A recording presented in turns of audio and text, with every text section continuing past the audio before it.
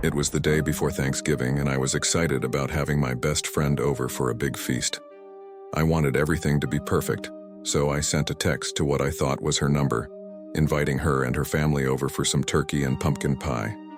Turns out I goofed up big time. I got a reply from a number I didn't recognize, saying they'd love to come. I thought maybe my friend got a new number, so I didn't think much of it. I just assumed it was her and her family, ready to chow down on some Thanksgiving goodness. The next day, the doorbell rang and I practically skipped to the door, thinking I was about to see my best friend and her family. But when I opened the door, there stood a guy I'd never seen before. He had a big grin on his face like he knew me, but I was sure I'd never laid eyes on him. "Hey there, I'm Dave, your friend's friend," he said, extending his hand for a shake.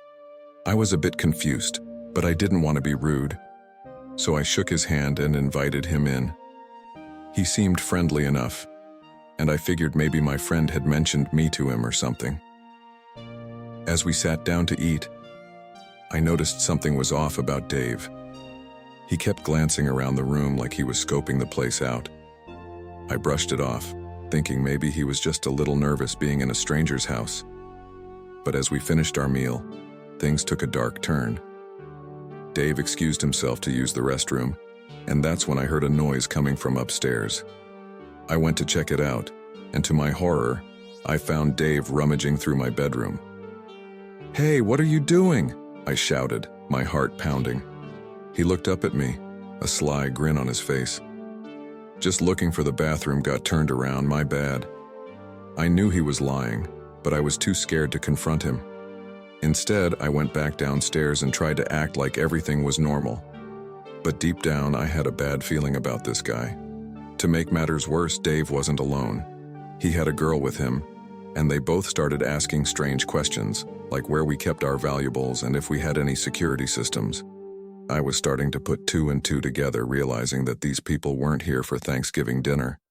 They were here to rob us. As the night went on, Dave and his girlfriend got bolder. They started snooping around the house, opening cabinets and drawers, looking for anything valuable. I felt helpless, like my home was being invaded. Finally, they made their move. While we were all in the living room, they snuck into the kitchen and grabbed whatever they could get their hands on. Jewelry, electronics, you name it. I couldn't believe what was happening. My Thanksgiving celebration had turned into a nightmare. Once they had what they wanted, they made a quick exit, leaving us in shock and fear. As the door closed behind them, we knew we had to act fast. I dialed 911, my hands shaking as I explained the situation to the operator. The police arrived just in time. They took our statements and descriptions of the thieves and assured us they would do everything in their power to catch them. I couldn't help but feel violated and scared in my own home, a place that was supposed to be filled with warmth and happiness on Thanksgiving. Later, we learned that Dave and his girlfriend were part of a criminal duo known for pulling off these types of robberies. They had a pattern of targeting unsuspecting families during holidays when people were more likely to let their guard down. The police tracked them down on their way back to New York, where they were apprehended and brought to justice. It was a chilling revelation that someone could pretend to be a friend, only to exploit and terrorize a family on a day meant for gratitude and togetherness. In the end, we were grateful for the swift response of the police and the support of our community. Thanksgiving took on a new meaning for us, a reminder to cherish the safety and security of our loved ones, and to be vigilant even in moments of celebration. It was Thanksgiving and we wanted to do something good, you know? So we invited this homeless guy we'd seen around the neighborhood to our house for a feast. Figured he could use a warm meal and some company on a day like that. We set the table all nice with turkey and stuffing and all the fixings. The homeless guy looked at the spread like it was the fanciest thing he'd ever seen. We all sat down, ready to dig in and share some gratitude. But then, in the middle of saying grace, we heard this weird noise like creaking and shuffling, coming from the garage.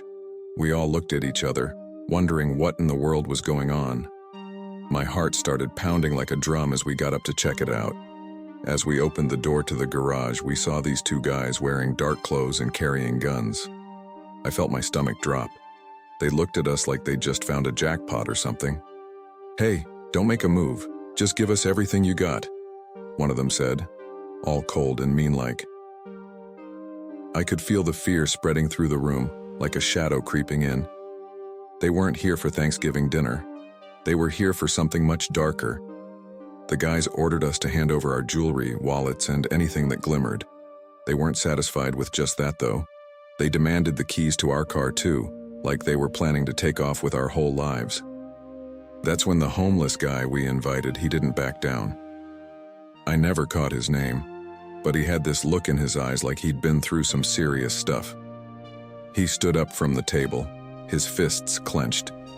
"You ain't taking nothing from these good folks," he said, all fierce-like. It was like a showdown from a movie or something. The homeless guy and one of the armed intruders started going at it, fists flying and all. We were frozen, not knowing what to do, just watching the chaos unfold. To our surprise, the homeless guy managed to grab hold of one of the guns. He looked like a man possessed, like he'd been through this kind of thing before. He held that gun like it was his ticket to justice. The tables turned real quick. Now it was the homeless guy calling the shots, literally. He ordered the intruders to drop their weapons and get on the ground. It was a sight to see. A guy we invited to share Thanksgiving dinner with us standing tall against the ones who tried to ruin our day. We called the cops, and while we waited, the homeless guy kept a watchful eye on the intruders. They were probably regretting the day they decided to mess with our family. It was a tense wait, like time was crawling by. When the cops finally arrived, they took control of the situation. The homeless guy handed over the gun like he was returning a borrowed tool. Turns out, this man had once been in the army, serving his country. Life threw him some curveballs, though, and he ended up on the streets. The police looked at him with respect, like they recognized a hero in an unexpected place. They took the intruders away in handcuffs, and the homeless guy just disappeared into the night like a guardian angel sent to protect us. Later, we found out more about the homeless guy's story. He had served his country with honor, but life knocked him down hard. Circumstances led him to a life on the streets, struggling to survive. Despite his hardships, he showed us that courage and strength can come from the most unexpected places. As we sat there in the aftermath, surrounded by the remnants of a Thanksgiving that almost went terribly wrong, we couldn't help but feel grateful.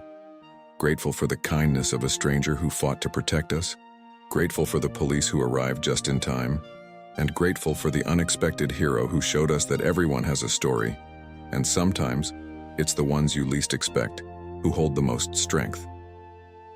That Thanksgiving, we learned that heroes come in all shapes and sizes, and sometimes they're the ones who need a helping hand the most.